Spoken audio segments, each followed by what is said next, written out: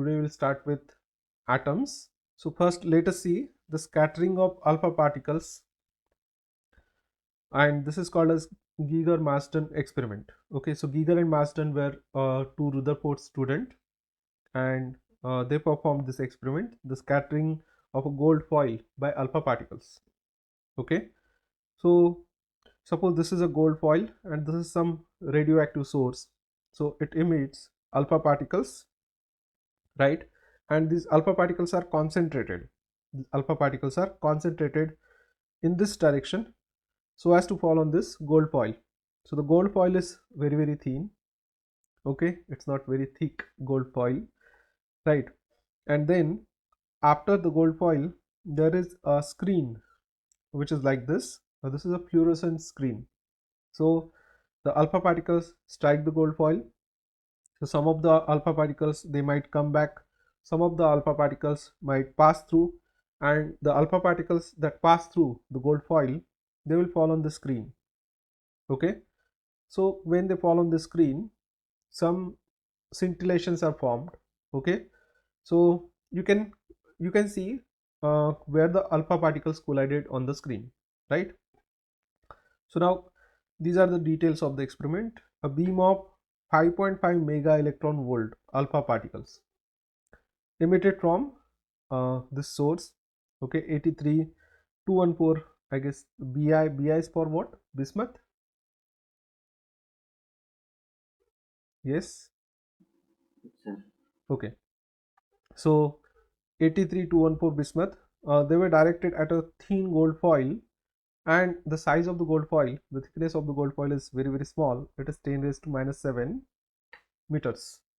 Okay, it's less than 1 micrometer, right? So then what did they observe? So they observed that most of the alpha particles, they pass through the gold foil. So greater than 99% of alpha particles, they just pass through the gold foil as if there is nothing in between. They just pass. Okay, very few get deflected at an angle ranging from 0 to 180 degrees. So very few of the alpha particles, most of the alpha particles, they will just pass through straight. Okay, very few get deflected from angles ranging between what, 0 to 180 degrees, and about 1 in 8,000 alpha particles suffered deflection of 180 degrees. Okay, so 1 in 8,000 alpha particles suffered a deflection of 180 degrees, right? See, thickness is very small. So thickness of the gold foil is only of the order of 10 raised to minus 7 meters, right? And size of atoms is of the order of 10 raised to minus 10 meters. Okay, so this is size of hydrogen atom, gold atom, etc. They would be of the order of 10 raised to minus 9 meters. Okay, so now if this foil is, the thickness of this foil is 10 raised to minus 7 meters, it's like you can consider it to be only an atomic plane of gold atoms, right?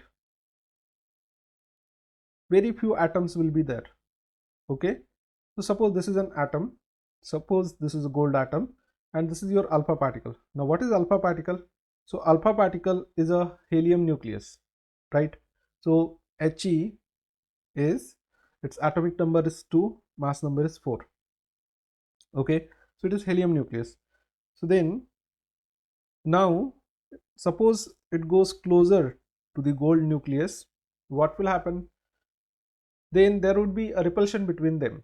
Okay, there would be a repulsion between alpha particle nucleus, it is actually nucleus only, so there would be a repulsion between alpha particle and the gold nucleus. So now what would be the distance of closest approach? So there is some initial kinetic energy of alpha particles, right? Alpha particles are shot with some kinetic energy, that is 5.5 mega electron volts, and then they arrive close to the gold nucleus, so there would be a repulsion between them. Okay, so the gold nucleus opposes the alpha particles, therefore this kinetic energy gets converted to what? It gets converted to potential energy, right? what we can say is initial kinetic energy of alpha particles is equal to final potential energy of alpha particle and gold nucleus, and that's why we can say half of mv square is equal to 1 upon 4 pi epsilon naught multiplied by 2 times E is charge on alpha particles, Ze is the charge of gold nucleus. If you use another nucleus, suppose Z will change, Z is atomic number, right, divided by R is the final distance between them, right. So initial kinetic energy is equal to final potential energy. Using this formula we can find out the distance of closest approach, which is equal to R, right. This is simple. Yes, no? Okay, good. So then next is the Rutherford's model. So from this experiment, Rutherford uh, drew some conclusions. What are those conclusions? So see, complete mass of atom is concentrated at a center, and he called it nucleus. Okay, so earlier there was J.J. Thomson's model. So J.J. Thomson discovered electron, and it is known as plum pudding model. Okay, so it's like you have a nucleus like this, which is positively charged, and electrons are embedded inside that nucleus. Okay, but then Rutherford discovered that most of the alpha particles, they go undeviated. If they go undeviated means they don't encounter any force, okay, any repulsive force. So if there is no repulsive force, what does it mean?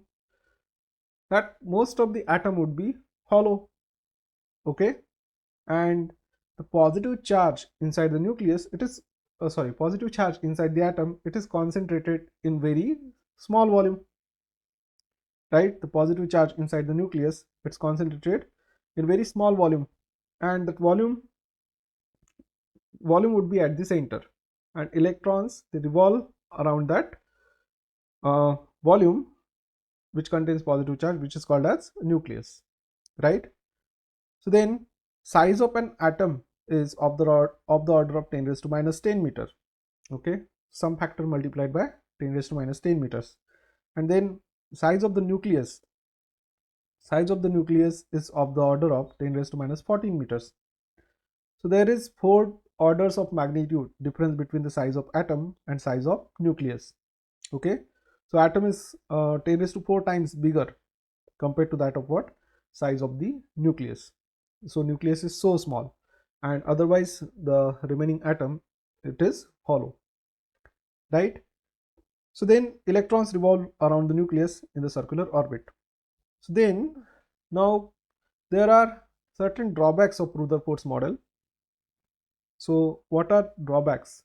So according to the electromagnetic wave theory, the accelerated charge emits electromagnetic waves, okay. Where do the electromagnetic waves come from? They come from the accelerated charge, right. So then electron is revolving around the nucleus, that means it is also in acceleration, because we know circular motion is what? It is accelerated motion. So electron is in acceleration, and according to the electromagnetic wave theory, what happens? Accelerated charge produces electromagnetic waves. So electron will emit radiations continuously because it is continuously accelerating, and if it emits radiations, then what will happen? Ultimately its radius will decrease and it will fall to the center, that is nucleus. So this model cannot be stable, okay. So this is first objection, first drawback of Rutherford's model. What else? The Rutherford's model is not able to explain the atomic spectra, okay. Rutherford's model is not able to explain the atomic spectra. So see, first one, the reason for instability of an electron orbit. So see, this is an electron, it is in acceleration, right. It is performing circular motion, means there is centripetal acceleration or centripetal force acting on the electron. So this is accelerated motion, and according to uh, the electromagnetic wave theory, it must emit EM waves, okay. It emits electromagnetic waves. So if it emits electromagnetic waves, what will happen? Its energy will decrease, okay. Now electron needs certain amount of energy to revolve at this distance. If its energy decreases, then its distance would decrease, right? Why would its energy decrease? Because it is emitting electromagnetic waves which contain some amount of energy. So its radius decreases and ultimately it will fall to the center. Okay, so this is the reason for instability of electron orbit. Okay, after that, now electron orbit is unstable, and then now it cannot explain, the Rutherford's model cannot explain the emission of the spectra, atomic spectra. Okay, so now what is atomic spectra? So suppose you take some gas, any gas, in a glass tube and you heat that gas. So what happens is gas becomes excited. Okay, then it will emit electromagnetic waves. That means it will emit light of certain frequencies, and the light that it emits is different for different gases. Okay, but for same gas the light would be same. That means the frequencies that it emits, it would be same. Okay, so then if you plot a graph of the light that it emits, suppose it emits light of the red color, blue color, then green color, etc. So suppose you plot the graph versus frequency or wavelength. Okay, so that is known as the spectra, right? Suppose you plot these bands. Bands means the several ranges of frequencies or wavelengths which are emitted by this atom, okay, or which are emitted by this gas. So if you plot it against the wavelength, what you get is a spectra. This is called a spectra,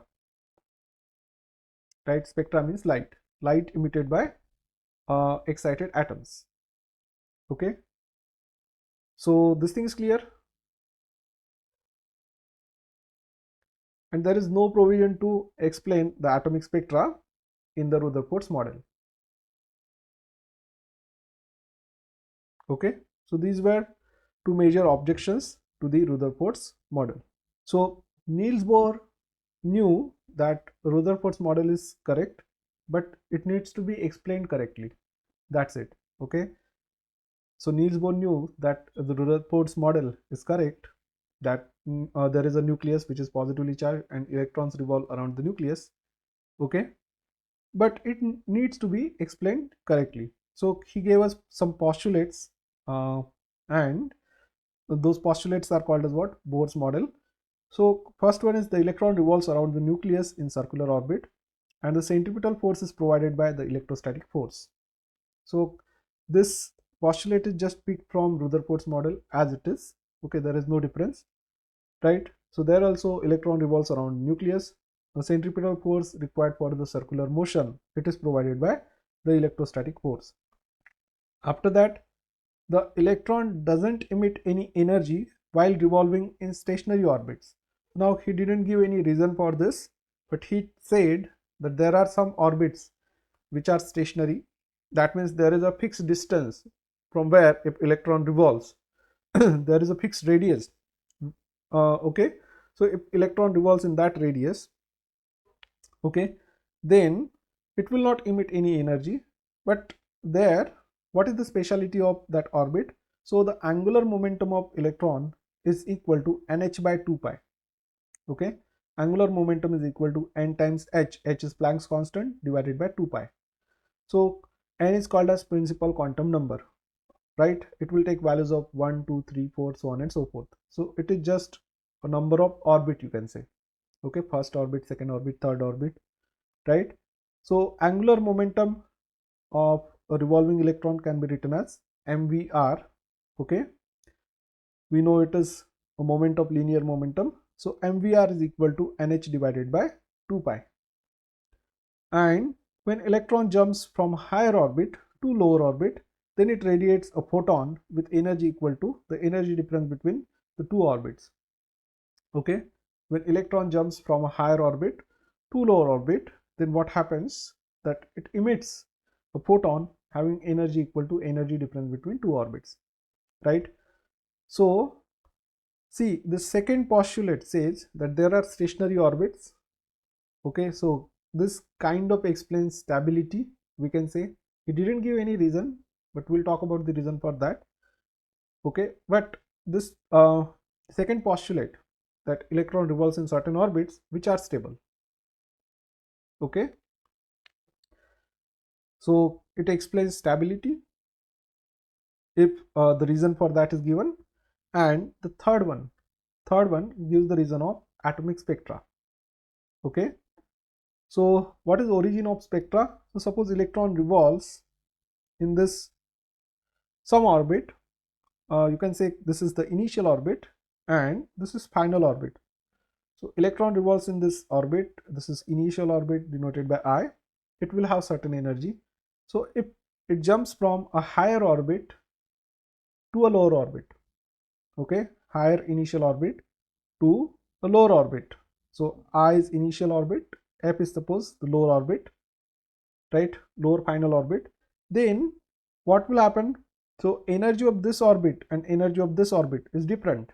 So when it jumps from higher orbit to lower orbit, it emits a photon having energy equal to energy difference between these two orbits. Okay, so energy of a photon is equal to energy difference between two orbits. So energy of photon is h nu, that is hc by lambda, and it's equal to what? Ei minus ef. Okay, it's equal to Ei minus ef. Then suppose Ni is the number of the higher orbit, okay, initial higher orbit, Nf is the number of the final lower orbit. Then the wavelength of photon emitted is given by this formula: 1 by lambda is equal to R multiplied by 1 by Nf square minus 1 by Ni square.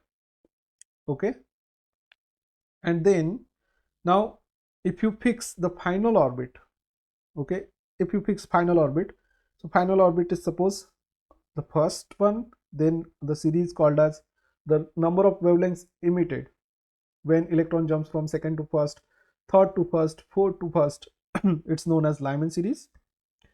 It lies in the ultraviolet region. Then when electron jumps from let's say any higher orbit to second orbit, the series is known as Balmer series. Okay, the series is known as Balmer series. Okay, after it's discovered. So then here for Balmer series, final orbit is what? Its number is equal to 2. Okay, so electron will jump from third to second, okay, or from fourth to second, fifth to second, so on and so forth. So that is Balmer series. Next one is Paschen series. So number of final orbit is what? 3 here. Okay, Nf is equal to 3. So electron will jump from what? Fourth orbit, fifth orbit, sixth orbit, so on and so forth. Okay, so that is Paschen series. For bracket series, the final orbit is what? The number of final orbit is N is equal to 4. Okay, Nf is equal to 4. So then electron jumps from fifth orbit, sixth orbit, so on and so forth. Okay, and last one is P-Fund. Okay, last one that is named is P-Fund series. So number of final orbit is 5 here, and electron jumps from 6th, 7th, 8th, so on and so forth. Okay, up to infinity, right? So the Balmer was first person who discovered hydrogen spectra, and he also found the formula for it. That's 1 by lambda is equal to R multiplied by 1 by 2 square minus 1 by N square. So he came before Bohr, right? And this formula was discovered before Bohr's model. Okay, Bohr explained the origin of spectra, that 1 by lambda is equal to what? R multiplied by 1 divided by Nf square minus 1 by Ni square. But this formula came before Bohr. So he found a series and he tried to fit the model. What kind of model will give rise to what? These wavelengths. Okay, so R is Rydberg constant and its value is what? 1.097 10 raised to multiplied by 10 raised to 7 per meter. So we need to remember this value, or at least remember R is equal to 10 raised to 7 per meter. Okay, so then for Balmer series, what is Nf? Nf is equal to 2, and then Ni would be equal to 3, 4, 5, 6, so on and so forth. and all other series, that is Lyman series, Balmer series, Paschen series, etc., they can be explained using the Bohr's formula. 1 by lambda is equal to R multiplied by 1 by nf square minus 1 by ni square, right? So then now we also need to remember that Lyman series lies in the ultraviolet region, Balmer series lies in the visible region. Now you might have guessed why he was the first one. Okay, because this series is visible. Okay, not why he was the first one, why this series was discovered first, because it lies in visible region, right? You don't need any separate experiment, instruments to find Balmer series. The next was Paschen, Brackett and Peapon. They lie in the infrared region. Okay, so Lyman is ultraviolet, Balmer is visible, and other three are infrared. Is this thing clear, everyone? So Bohr's model can explain atoms which have only one electron in the outermost orbit. That's it, right? Others it cannot explain. So let's talk about the Bohr's model for alkali atoms. So there is just one electron in the outermost orbit, and what is the charge on nucleus? So charge on nucleus would be equal to the number of protons in the nucleus. So suppose it's equal to Z times E, okay, or Z times E. Okay, so Z is the number of protons. Okay, so suppose Rn is the radius of nth orbit, R suffix n is the radius of nth orbit, and Zd is the charge on the nucleus. Vn is the speed of an electron in the nth orbit. So for circular motion, we know that centripetal force here is provided by electrostatic force, right? Because this electron is pulled towards the center by the nucleus, okay, by the positive charge on the nucleus. So centripetal force is provided by the electrostatic force. So centripetal force is mv square by r. Okay, we put suffix n and n for v and r. Vn is speed in the nth orbit, Rn is the radius of nth orbit, right? So centripetal force is equal to m times Vn square by Rn, and it's equal to k times of k is 1 upon 4 pi epsilon naught. Okay, in the Coulomb's formula. Coulomb's formula, you remember, it's 1 by 4 pi epsilon naught multiplied by q1 q2 divided by r square, right? It is the force between two charged particles having charge equal to q1 and q2, and distance between them is r. Okay, what's the force? 1 by 4 pi epsilon naught q1 times q2 divided by r square.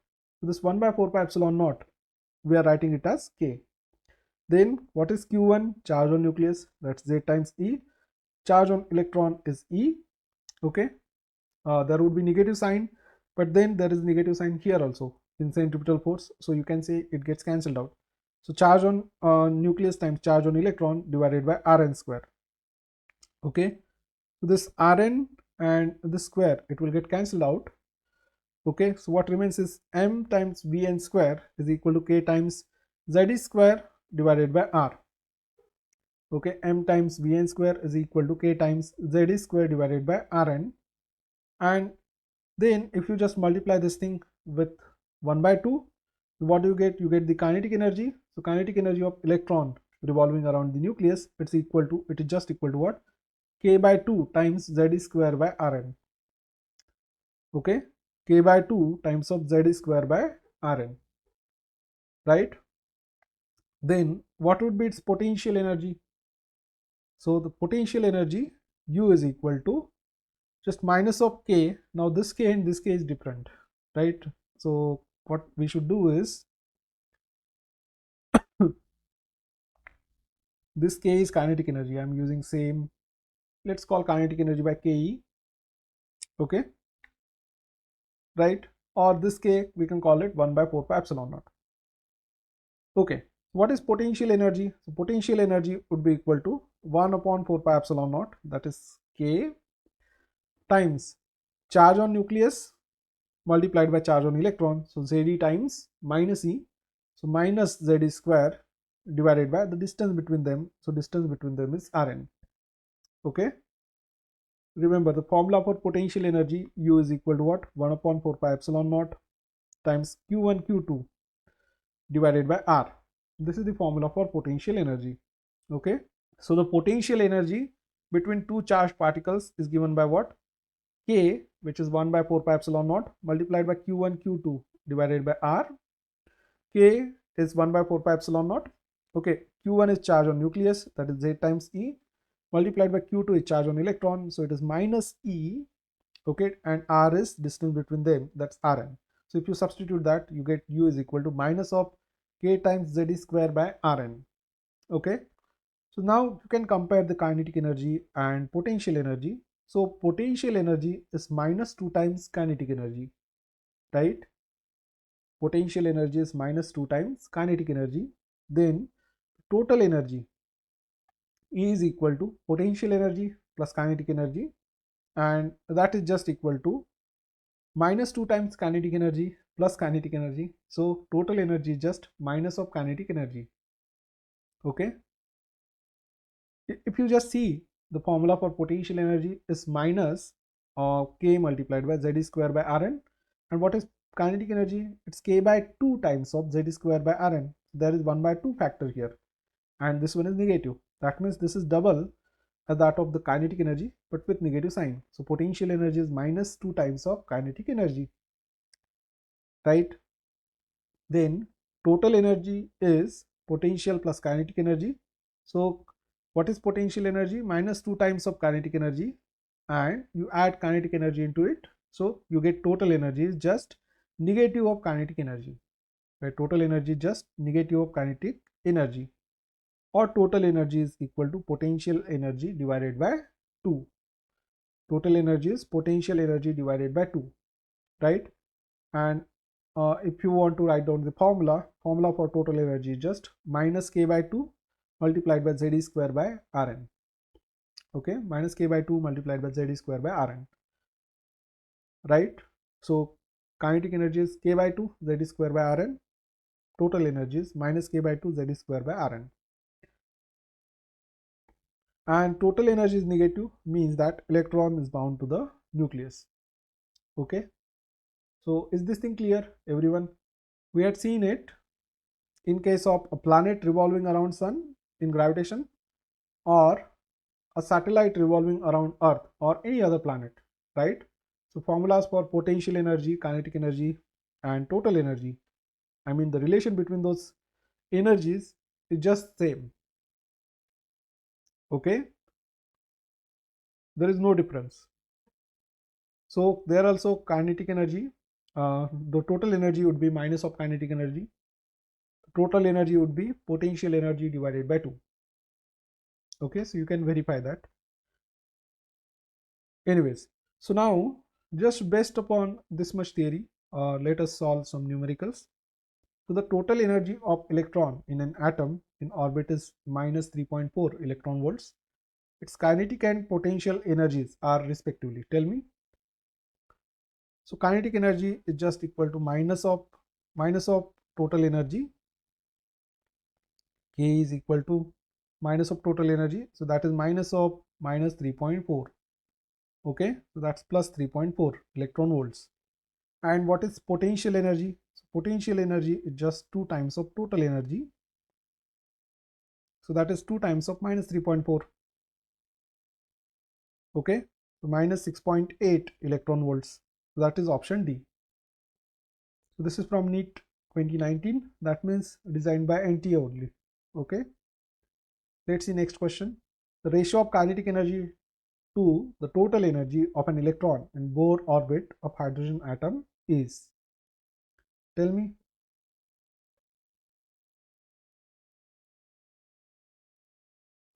Option B, ratio of kinetic energy to total energy. Exactly correct. So it's 1 is to minus 1. When alpha particle of mass m moving with velocity v bombards on a heavy nucleus of charge Ze, its distance of closest approach from the nucleus depends on m as. Tell me which one is correct.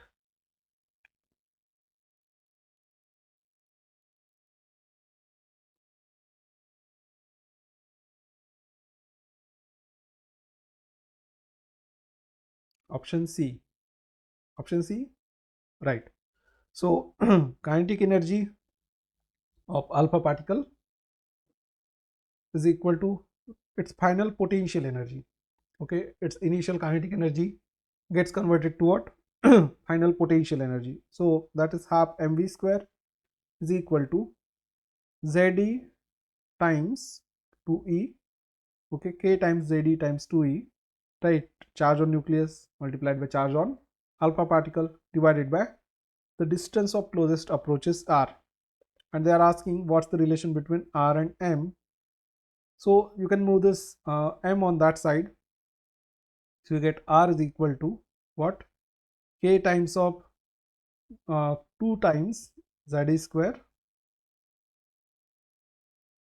okay, but that 2 will also go into the numerator, so that becomes 4, and then you have divided by m. R is, okay, v square is left, v square times m. So r and m, they are inversely proportional, right? So 1 by m is the answer. Very simple, right? Okay, let's see next one. An alpha particle of energy half mv square bombards a heavy nucleus target of charge Zd, then the distance of closest approach for alpha nucleus will be proportional to. Tell me. Same question, it's a repeated question, right? It's option C. Okay, 1 by m, that's the answer. Let's see next one.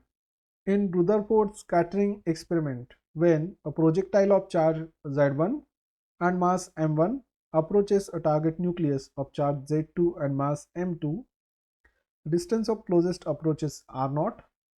Okay, it's option A. The energy of projectile is. Okay, what's the energy of projectile? It's directly proportional to Z1, Z2. That's correct. So kinetic energy of projectile would be equal to final potential energy of projectile and the nucleus. So that is equal to what? K times charge on the projectile, okay, maybe alpha particle, times charge on nucleus divided by distance of closest approach. So it's proportional to, kinetic energy is proportional to Z1, Z2. Okay, so these are very, very simple questions, right? Directly proportional to Z1, Z2. Okay, good. Let us see next one. An electron is moving round the nucleus of hydrogen atom in circular orbit of radius r. The Coulomb force F bar between the two is. Tell me. An electron is moving round the nucleus of hydrogen atom in circular orbit of radius r. Radius is r. The Coulomb force between the two is. Option D. Yeah, that's correct. Very simple. Right? Okay, let's see. It is hydrogen atom, that means charge on the nucleus. Charge on the nucleus is just what? It is just equal to E. Okay, so suppose this is your nucleus and this is an electron revolving around the nucleus. Then there would be a centripetal force, okay, Coulomb's force acting on the electron, which is directed towards the center. Okay, if you draw a position vector of this electron, this is r bar, it's directed along radius but away from center. This is r bar. Coulomb force is directed opposite to that, minus r bar, right? And the formula is what? Force is equal to F is equal to K multiplied by E times E. So E times it is minus E divided by R square. So this is in scalar form. If you want it in vector form, then put bar over here and multiply this with R cap.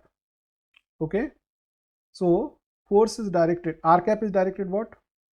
Along radius but away from center. That's radius vector, unit vector in direction of radius. But this is the Coulomb force acts in opposite direction, right? The Coulomb force acts in opposite direction. So that's why your formula is minus k e square by r square. But what you can do is you can multiply and divide with r. So r times r cap is what? R times r cap is r bar. Okay, so r times r cap is r bar. R is the magnitude and r cap is unit vector showing the direction. Okay, so we know that it's very simple. So therefore the answer is minus ke square by r cube multiplied by r bar. It's option D.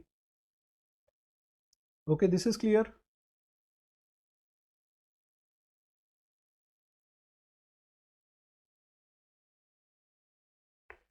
Right?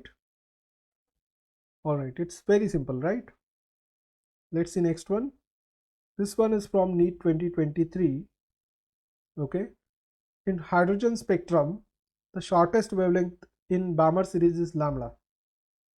Shortest wavelength in the Balmer series is lambda.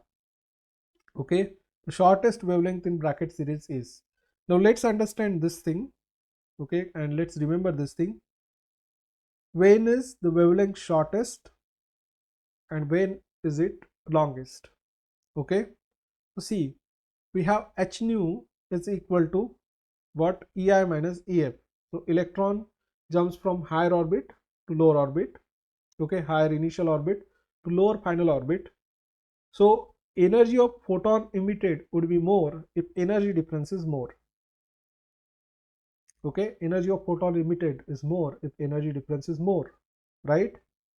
So that means if it jumps from a very large distance, then what will happen? The energy difference would be more.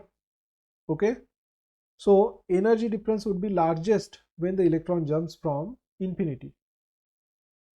Okay, energy difference would be largest when the electron jumps from infinity. So if energy is largest, that means the frequency would be largest. If frequency is largest, that means wavelength would be shortest. Right? So just remember, when electron jumps from infinite orbit to any orbit, then what do you get is you get a shortest wavelength for that series, because energy difference would be largest in that case. So frequency would be largest. Okay, frequency of photon emitted would be largest because we know that the energy is equal to what? H nu. Nu is the frequency. Energy is largest means frequency is largest, and if frequency is largest means wavelength would be shortest. Okay, so shortest wavelength means electron jumps from infinity. And when would be the wavelength longest? When the electron jumps from just next orbit. Okay, when electron jumps from just next orbit, right? This thing is clear, everyone?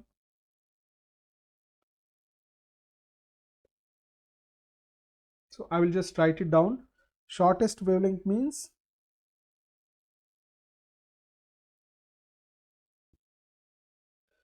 electron jumps from infinity. Okay, and longest wavelength means electron jumps from just next orbit.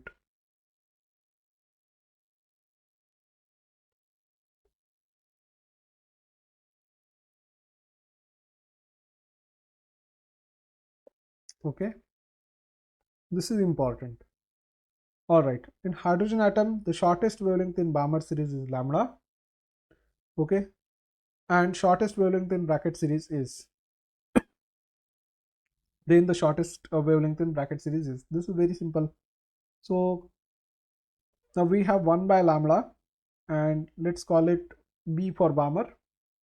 Okay, so that's equal to R multiplied by 1 by 2 square minus 1 by infinity square. So now this is shortest wavelength, right, when it jumps from infinite orbit to any orbit. Okay, so for Balmer series it will jump to the second orbit, right? So now onwards what we'll do is we'll just get rid of the second term. Okay, so it is R by nf square, that's it. Shortest wavelength is R by 1 by shortest wavelength is R by nf square. Okay, so that is R by 4 and then you want bracket series 1 by lambda bracket. Bracket is which series? First, second, third, fourth, right? So it is just r by 4 square. Okay, so that is r by 16. And you want this one divided by this one. No, you want the wavelength of bracket series. You want this lambda br. So what you can do is you can substitute r by 4 equals to what? So this is equal to 1 by 4 times 1 by lambda b, because 1 by lambda b is equal to what? R by 4. Okay, so I have written this r by 16 as 1 by 4 times r by 4. And what is r by 4? R by 4 is 1 by lambda b. Okay, so then you get lambda br is equal to 4 times lambda b. It's very simple.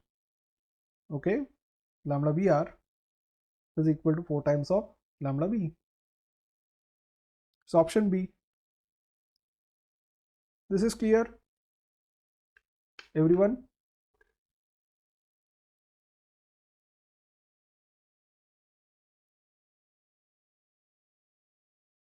Right?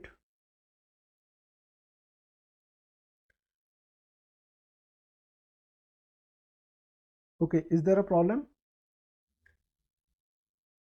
All right, let's see next one. The ratio of wavelengths of last line of Balmer series and last line of Lyman series is, what's the ratio? So last line means again it is jumping from infinity. Okay, so first one is what? Balmer series. Once again it's 1 by lambda b is just equal to what? 1 by 2 square, sorry, r by 2 square for Balmer series. Last line means electron jumping from infinity, so we just need to take r divided by that orbit square. That's it. So for Balmer series it is second orbit.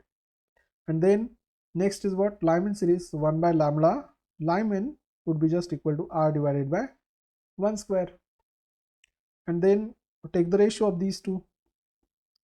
Okay, so I want lambda b to lambda l, lambda b to lambda l. What I will do is I will divide by this one. Okay, so 1 by lambda l dividing by this is multiplied by its reciprocal times lambda b by 1 would be equal to what? R by 1. Okay, that is 1 by lambda l, and this is r by 4, right? So I'm multiplying by its reciprocal, so 4 by r. So r gets cancelled. What is lambda b to lambda l? It's just equal to 4. Okay, so option B. This is clear.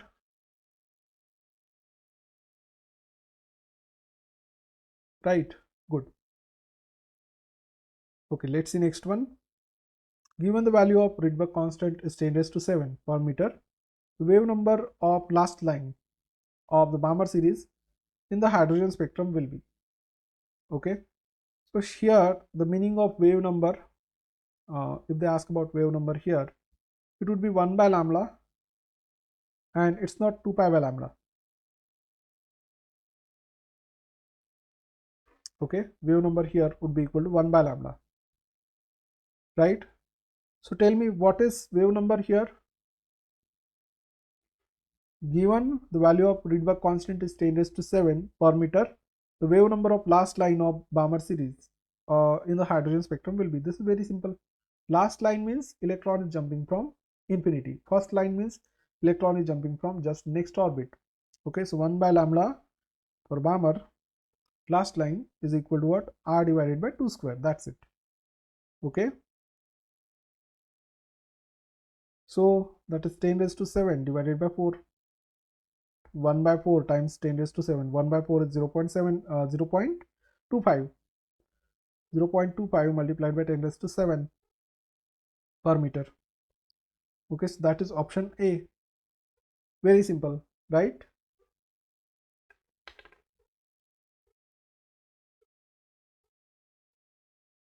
Yes, no?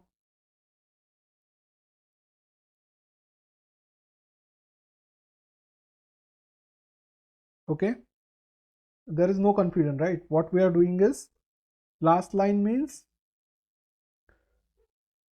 okay, r multiplied by 1 by this final orbit square, so nf square, minus, for last line it will be 1 by infinity square, initial orbit would be infinity, and 1 by infinity is 0.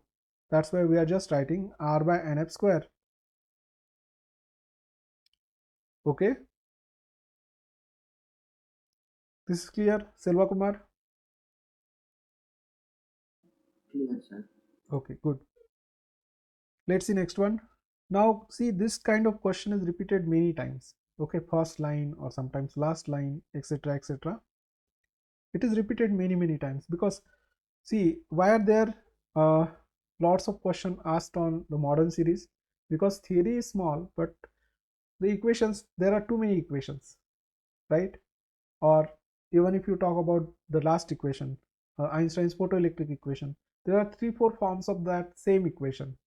Okay, sometimes it is kinetic energy, sometimes it's E times V naught is h nu minus h nu 0, and this h nu 0 can be written as phi, etc., etc. So same equation, it can be used in 3-4 ways, right? And why are there more questions on atoms also? Because there are 3 postulates, right? 3 postulates are there, so 3 different equations. Okay, so there are many equations, that's what I'm saying. So these questions fit the NEET model. Okay, what questions? That a little bit of tweak would be there, or a very little thing is asked to calculate, and it has to be calculated within 1 minute. Okay, that's why that many questions are asked. Okay, all right, let's see next one. Ratio of longest wavelength corresponding to Lyman and Balmer series in hydrogen spectrum is. Okay, so now they want longest wavelength. Longest wavelength means electron jumps from just next orbit. Okay, electron jumps from just next orbit. So longest wavelength corresponding to Lyman series, so 1 by lambda Lyman is equal to r times of 1 by 1 square. Okay, this is Lyman, that means the final orbit would be 1. Okay, or let me write down the formula. 1 by lambda is equal to r multiplied by 1 by nf square, 1 by final orbit square, minus 1 by ni square. And for the longest wavelength, we want that electron jumps from what? Just next orbit. For Lyman, the final orbit is 1, initial orbit is just next to 1, that is second orbit. Okay, so you have 1 by lambda L is equal to r multiplied by 1 by 1 square minus 1 by 2 square. So this is 1 minus 1 by 4, so that is 3 by 4, right? So you have 3 times r by 4, and then 1 by lambda for Balmer, that's equal to r multiplied by 1 by 2 square minus just next orbit.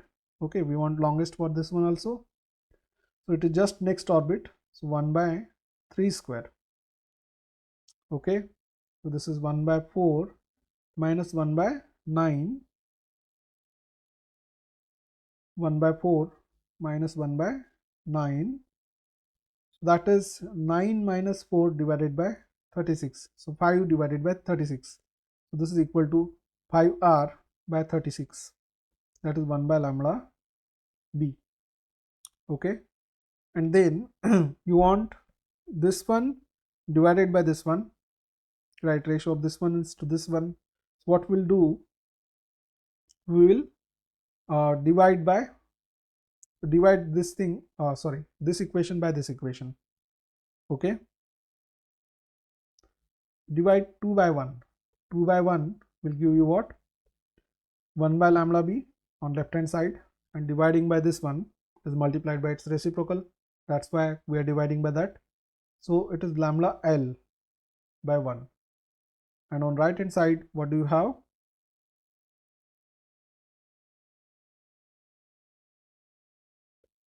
On right hand side you have this thing 5r by 36, and then dividing by this one is multiplied by its reciprocal. So it is 4 divided by 3r, right? 4 divided by 3r. So once again r gets cancelled, and this is option C. This is 9, 9 3s are 27. Okay, 5 is to 27, correct. It's option C. So lambda L by lambda B is 5 is to 27. Right? For which one of the following Bohr model is not valid? Hydrogen atom, singly ionized helium atom, okay, deuteron atom, and singly ionized neon atom. Tell me. Okay.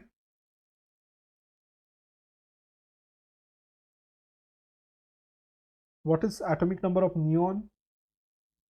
It's option D, right? It's very simple.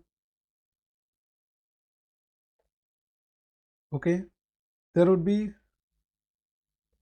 8 electrons in the outermost orbit of neon. If you remove one, singly ionized means if you remove one, still 7 are remaining. Okay, 7 are left. So Bohr's model doesn't fit there. Okay, what do we want in Bohr's model? We just want one electron. So singly ionized helium atom, Bohr's model is applicable. Why? Because there are 2 electrons in the outermost orbit. If you remove one, one will be left. Deuteron atom. Now what is deuteron atom? You have it is deuterium, right? Okay, deuteron atom means it's deuterium. Okay, what is deuteron? Deuteron is combination of a proton and neutron. Okay, deuteron is combination of a proton and neutron. Okay, so what is there in deuterium? We had seen heavy water somewhere. Okay, D2O. So that D is deuterium, means it is isotope of hydrogen. So in case of hydrogen, there is only one proton and one electron. So in case of deuterium, there is just one neutron extra in the nucleus. That's it.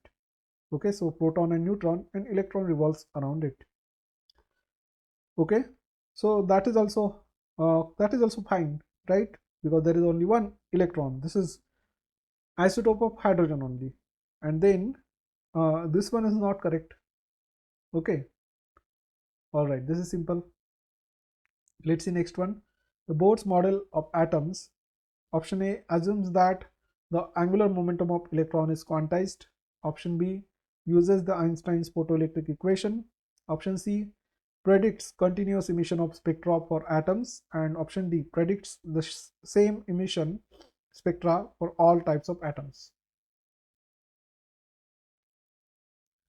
The Bohr model of atoms assumes that the angular momentum of electrons is quantized, uses Einstein's photoelectric equation, predicts continuous emission of spectra for atoms, predicts the same emission spectra for all types of atoms. Yeah, it's option A. It assumes that angular momentum is quantized. Okay, so what do you mean by that? Angular momentum is equal to nh by 2 pi. Angular momentum of electron is nh upon 2 pi. So this is just n times of, okay, n times of h by 2 pi, right? So it comes in fixed quantity. Angular momentum in nth orbit is n times of h by 2 pi. It comes in fixed quantity, means it is quantized. Okay, either it is 1 times of that factor, or it is 2 times of that factor, or it is 3 times of that factor, so on and so forth, right? It comes in quantity. Okay, either 1 of that term or 2 of that term. Okay, either it is 1 times h by 2 pi, 2 times h by 2 pi, 3 times h by 2 pi, so on and so forth. This is simple. If an electron in hydrogen atom jumps from the third orbit to second orbit, it emits a photon of wavelength lambda. When it jumps from fourth orbit to third orbit, the corresponding wavelength of photon will be simple. We just need to compare. So In first case, 1 by lambda 1, it's equal to r times of electron is jumping from third to second, right? So 1 by 2 square minus 1 by 3 square, and then it jumps from fourth to third. 1 by lambda 2 is equal to r times of 1 by 3 square minus 1 by 4 square, right? This is equal to 1 by 4 minus 1 by 9. Okay, so that's 36. 9 4 is 36. Then 9 minus 4. Okay, 9 minus 4, right? That's 5 by 36. 5r by 36. And what about this one? This one is 9, and this is 16. So 16 minus 9, that's 7, and 16 times 9 in denominator. Let's keep it that way only. So r times 7r divided by 9 times 16. Okay, and we want first to second, so let's divide by the first equation. Okay, we want lambda 1 is to lambda 2, so let's divide by the first equation. So 2 by 1 will give us 1 by lambda 2, and dividing by the first equation is multiplied by its reciprocal, so that is lambda 1, and that's equal to, you have 7r by 9 times 16 multiplied by reciprocal of this is 36 by 5r. So again rr will get cancelled. 36 by 9 is 4, and that gives you 4. So 5 times 4 is 20, 7 by 20. So answer should be 7 by 20. Okay, lambda 1 is to lambda 2 is 7 by 20.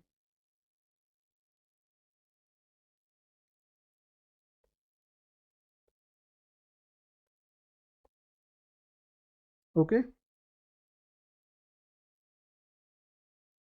alright, so you don't want ratio, you want the second wavelength. Oh, so lambda 2 will be just equal to what? Take this thing on other side. So lambda 2 is just 20 by 7 times of lambda 1. So it is option C, right? This is simple.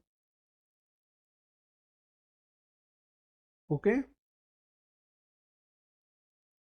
good. Then let's see next one. Similar question. Electron in hydrogen atom first jumps from third excited state to second excited state, and then from second excited state to the first excited state. The ratio of wavelength is lambda 1 to lambda 2 emitted in the two cases is. So what is first case? First case is it's jumping from third to second. Okay, so final orbit is second, initial orbit is third. So 1 by 2 square minus 1 by 3 square.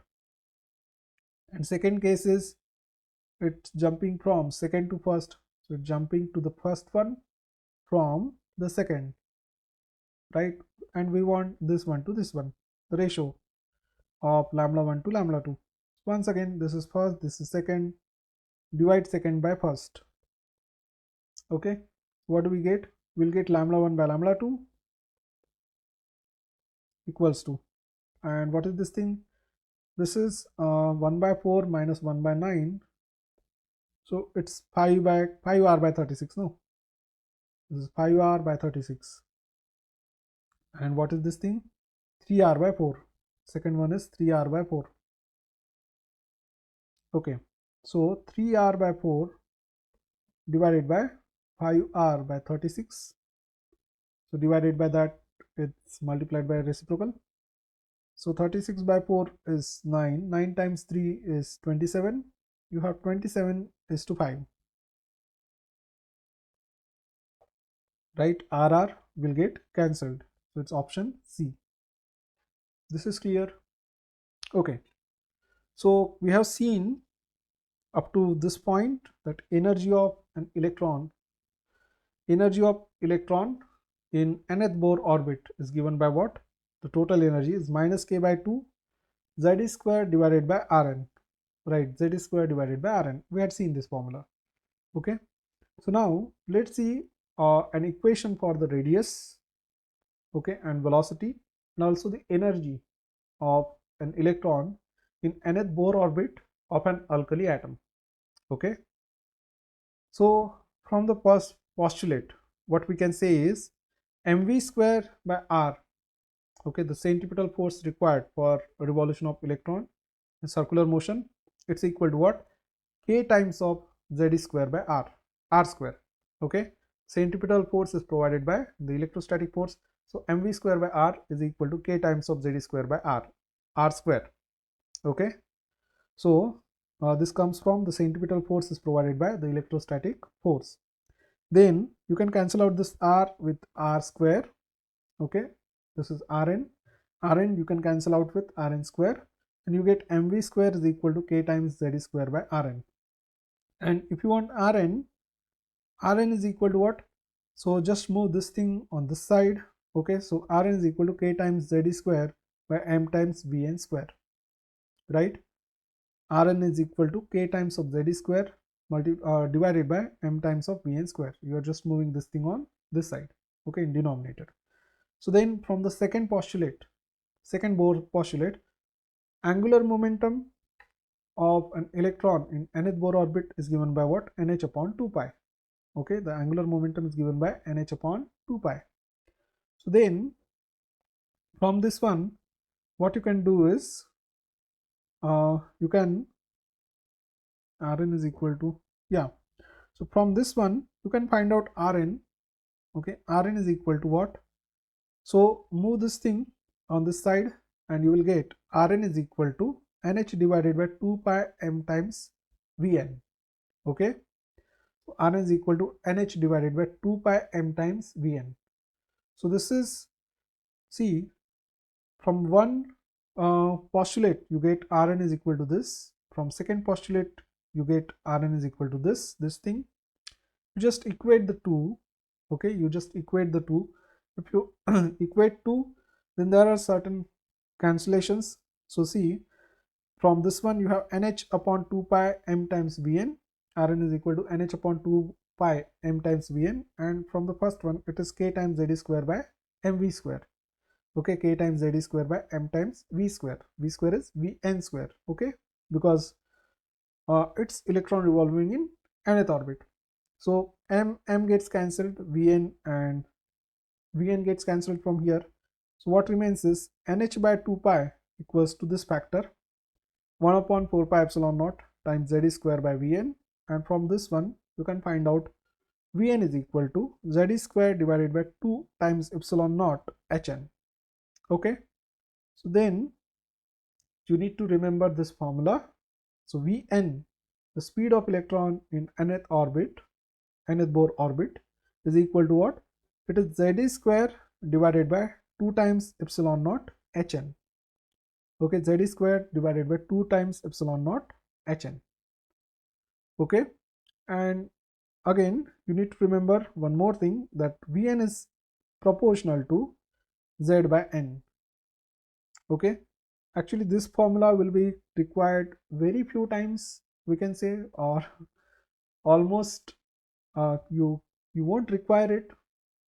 Okay, but still if they just ask I mean what's the speed in nth Bohr orbit, right, so then certain different formulas are given, and for that sake you need to remember this formula. Okay, okay, for this chapter you will need to remember few formulas. So Vn is equal to z square divided by 2 epsilon naught Hn. Okay, z square divided by 2 epsilon naught Hn. Then this formula will be required lesser times. Then what you can do is you can rearrange this in certain manner. Okay, and you can write Vn is equal to alpha times Cz by n.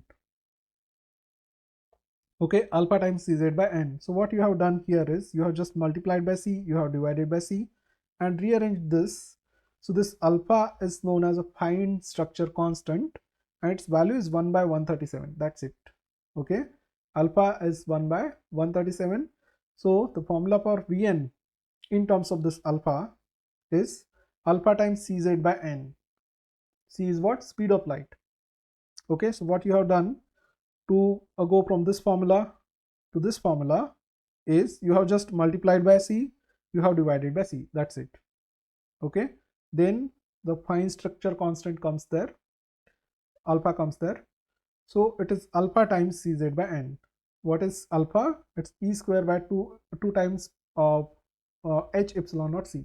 Okay, so this alpha will keep on coming.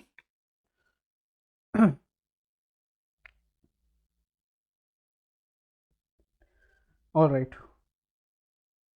Anyway, so you can remember Vn is equal to what?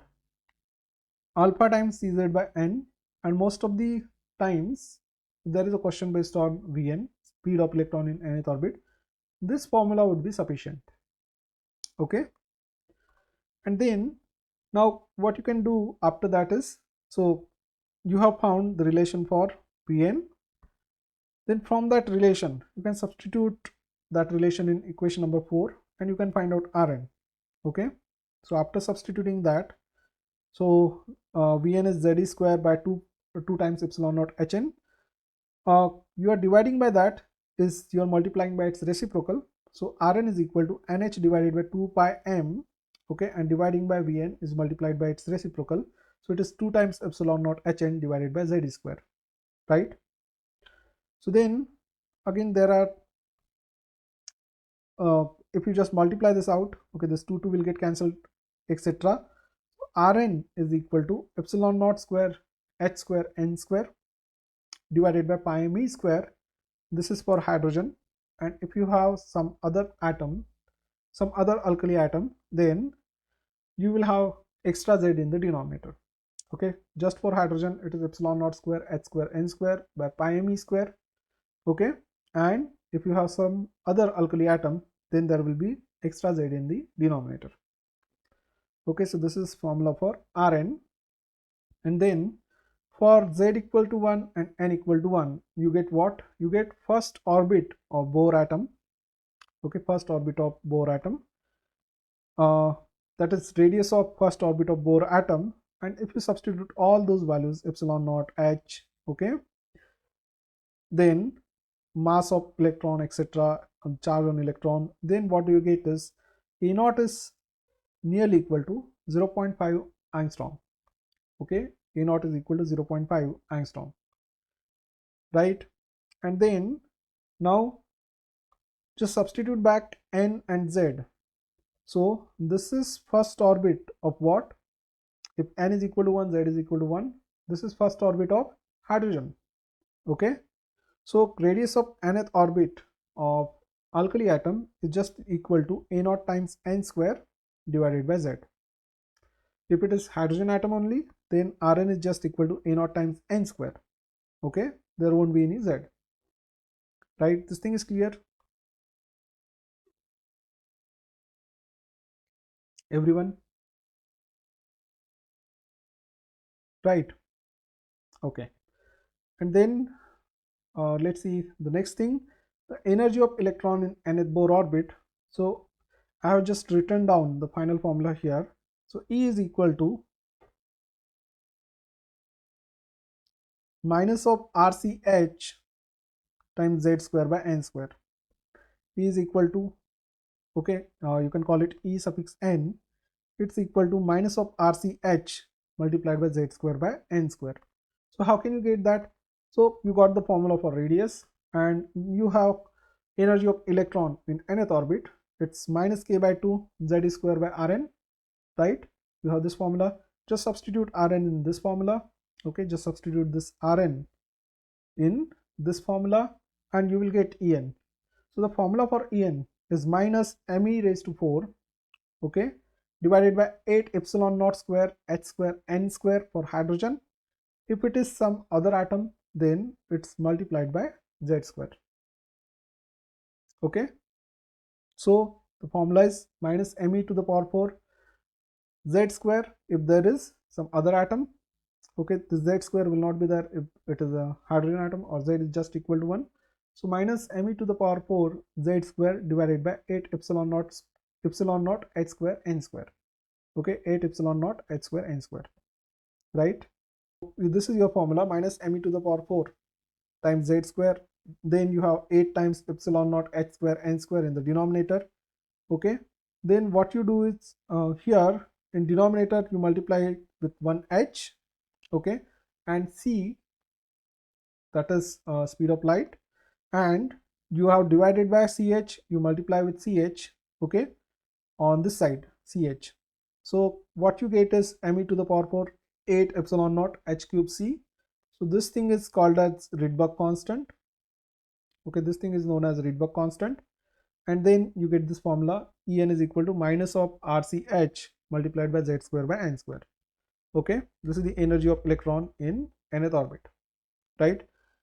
And for hydrogen atom, if z is equal to 1, then for hydrogen atom z will be equal to 1, and then you get En is equal to what? Minus RCH divided by n square.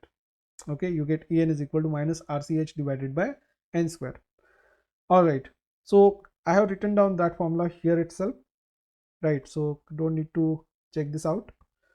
Okay, then energy of electron in the first Bohr orbit, if you substitute all values,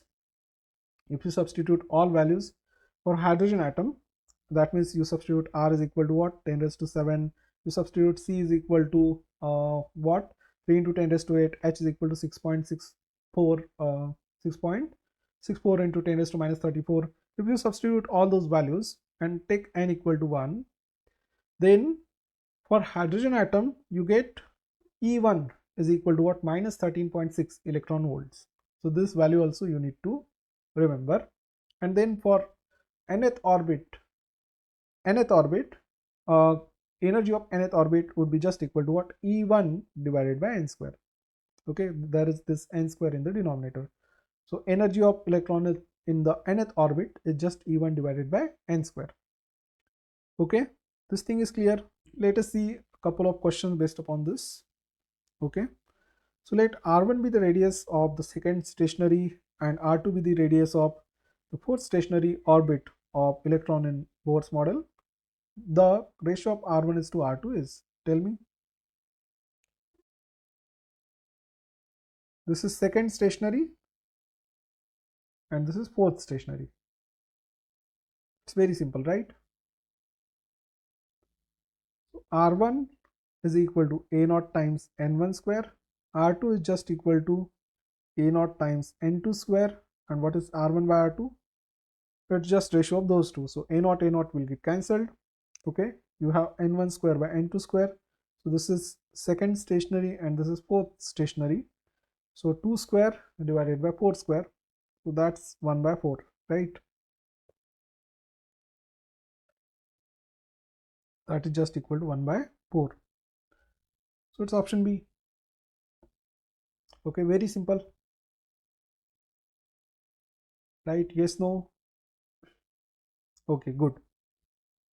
Let's see next one.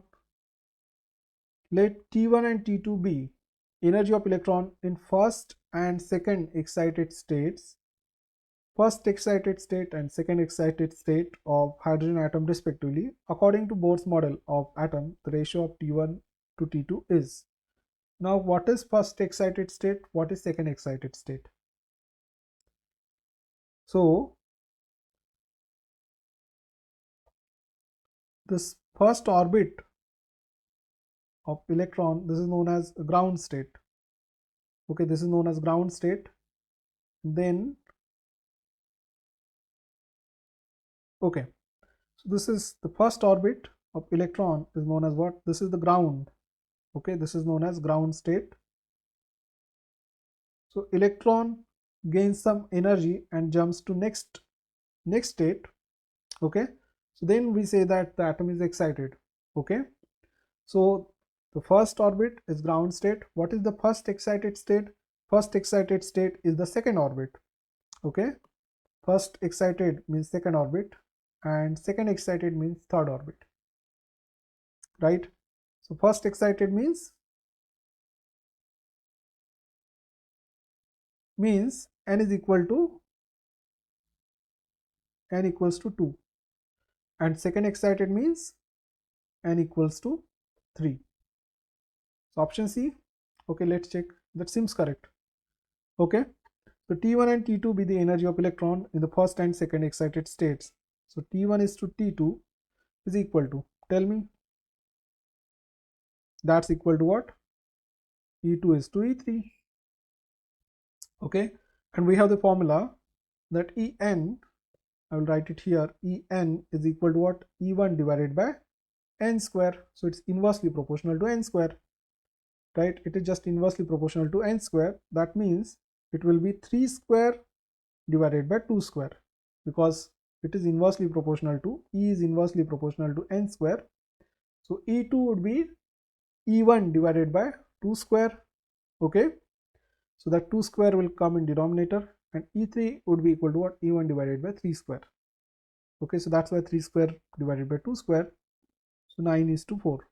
That's correct. It's option C. This is simple, right? The radius of first permitted Bohr orbit for electron in the hydrogen atom equals 0.51 angstrom, and the ground state energy equals minus 13.6 electron volts. If electron in hydrogen atom is replaced by a muon, okay, electron in hydrogen atom is replaced by muon, right? Everything else is same. The first Bohr radius and the ground state energy will be. Let's see this question. So what's the formula for radius? So here now we need to remember the formula. Okay, sometimes they ask questions like this. So what is formula for radius? Tell me. Rn is equal to, is anyone, epsilon naught h square n square by pi m e square is the formula, right? And now they are asking about what will be the radius of muon. Okay, so this mass of electron has to be replaced by mass of muon. Okay, so muon has same charge as that of electron, but its mass is 207 times mass of electron. Okay, so pi times mass of muon, okay, times e square. This is the radius. So that is epsilon naught h square n square divided by, what is mass of muon? It's 207 times mass of electron. So it is 207 times, you have pi times mass of electron into e square, right? So we have written down the formula for the radius of hydrogen atom. Okay, and you want first only, no, first orbit only. Okay, so n is equal to 1, right? And then you have replaced mass of electron in the hydrogen atom by mass of muon. That's it. Because in the question what they are saying is, if the electron in hydrogen atom is replaced by muon. Okay, so therefore we have replaced mass of electron by mass of muon. That's it. So then this thing we know, for n equal to 1, this is first Bohr orbit, right? This thing is first Bohr orbit. Okay, so this is just a naught divided by 207.